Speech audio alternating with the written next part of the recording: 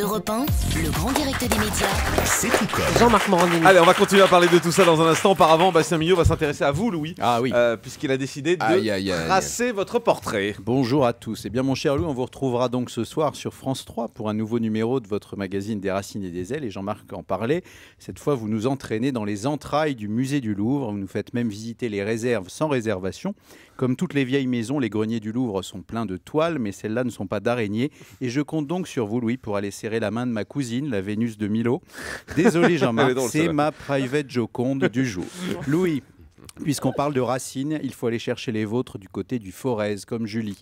Vous avez gazouillé à 2 pas de la source d'eau gazeuse de Badois, mais à l'époque, vous n'étiez pas du genre à buller. C'est grâce à ça que vous êtes devenu journaliste.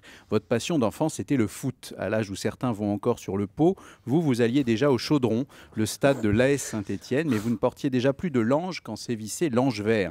À la fin des années 70, vous faisiez partie de ces rejetons que faisait rêver Rocheteau. Bien des années plus tard, vous êtes même devenu, paraît-il, le gardien de but attitré de l'équipe de foot de France 3. Bravo Louis. Comme quoi on peut à la fois aimer faire des petits ponts et nous parler des aqueducs romains, faire office de Gaule et consacrer des émissions aux vestiges de la Gaule. C'est dans les éditions régionales de France 3 que vous avez d'abord évolué. Bordeaux, Lyon, Grenoble, Marseille, presque comme Jean-Marc. Vous avez écumé pas mal de stations avant d'enfin vous stationner à Paris, car en 97, la rédaction nationale vous confie des remplacements et fait de vous, après, un titulaire indiscutable. Parfois envoyé spécial lors de grandes catastrophes naturelles, on vous envoie du nord au sud, ce qui ne vous empêche pas d'animer des émissions d'infos comme Planète déboussolée. Sans boussole ni compas, c'est une consoeur, en l'occurrence Audrey Pulvar, qu'on vous adjoint en 2004 pour présenter le soir 3 à 2 voix, entre elle antillaise de Fort-de-France et vous issu du Forez. Votre duo se révèle fort à l'aise.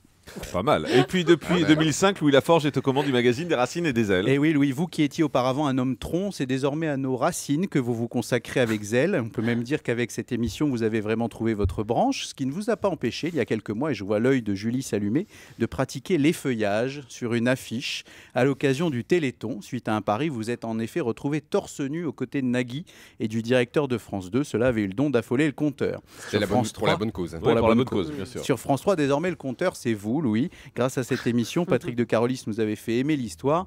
En 2005, il vous a cédé la place sans faire d'histoire. C'est donc à vous que revient la lourde tâche de faire parler les vieilles pierres et d'évoquer les monuments sans boniment. Et ça marche plutôt bien auprès des téléspectateurs, puisqu'en dépoussiérant tous ces lieux magiques, vous en recueillez à chaque fois au moins 3 millions et des poussières, ce qui prouve qu'à la télé, on peut intéresser les gens en leur montrant ce qu'on a trouvé lors de fouilles, même si la plupart des chaînes, Jean-Marc, ne pensent qu'à s'en mettre plein les fouilles. Et au final, Bastien, quel regard portez-vous sur le parcours de Louis Laforge? Eh bien Louis, comme les superbes endroits que vous nous faites découvrir, vous êtes construit pierre après pierre. Vous faites le pari d'intéresser le public avec des sujets historiques, d'entretenir notre culture plutôt que de miser sur la ruine intellectuelle qui nous entoure.